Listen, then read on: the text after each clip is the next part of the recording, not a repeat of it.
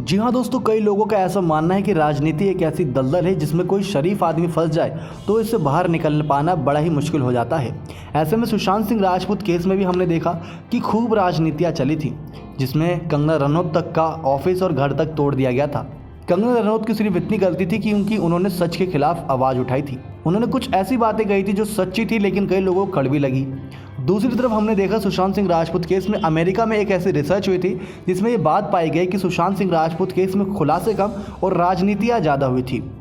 राजनीति इस बात को लेकर हुई थी कि किस प्रकार से सुशांत सिंह केस में करोड़ों फैंस सपोर्ट कर रहे हैं तो उन्हीं का इस्तेमाल करके अपना वोट बैंक मजबूत किया जाए। बिहार इलेक्शन नज़दीक हैं, ऐसे में कई मीडिया लीडिंग वेबसाइट्स में ये दावा किया गया कि रिया चक्रवर्ती का नाम सिर्फ फंसाया गया था तो सिर्फ और सिर्फ राजनीति की वजह से। लेकिन दोस्तों, अगर सुशांत सिंह केस के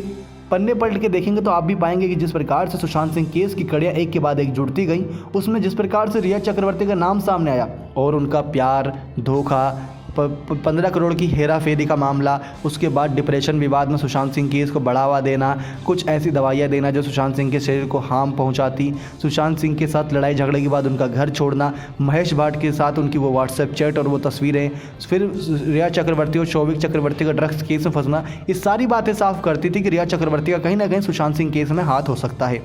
लेकिन जब जैसे जैसे मुंबई पुलिस पर शुरुआत में किसी ने भरोसा नहीं जताया, लेकिन जब पटना पुलिस, ईडी, एनसीबी और सीबीआई ने अपनी जांच की, खुले तौर पे की, हर बयान दर्ज किया गया रिया चक्रवर्ती का, बावजूद इसके रिया चक्रवर्ती पर कोई भी आरोप सिद्ध नहीं हो सका, यानी कि सारे आरोप झूठे साबित हुए। तो ऐसे में आप क्या कहना चाहेंगे इस बारे में कि क्या सचमुच रिया चक्रवर्ती के ऊपर कई राजनीतियों की पार्टियों की नज़र थी, क्योंकि वो सुशांत सिंह केस में अपना नाम दबा के रिया चक्रवर्ती को बदनाम करने के बाद अपना ही वोट बैंक मजबूत करना चाहती थी? अपनी राय रखिए ताकि लोगों को पता चल सके कि सुशांत सिंह केस में राजनीति हुई थी या सचमुच रिया चक्रवर्ती एक गुनहगार थी।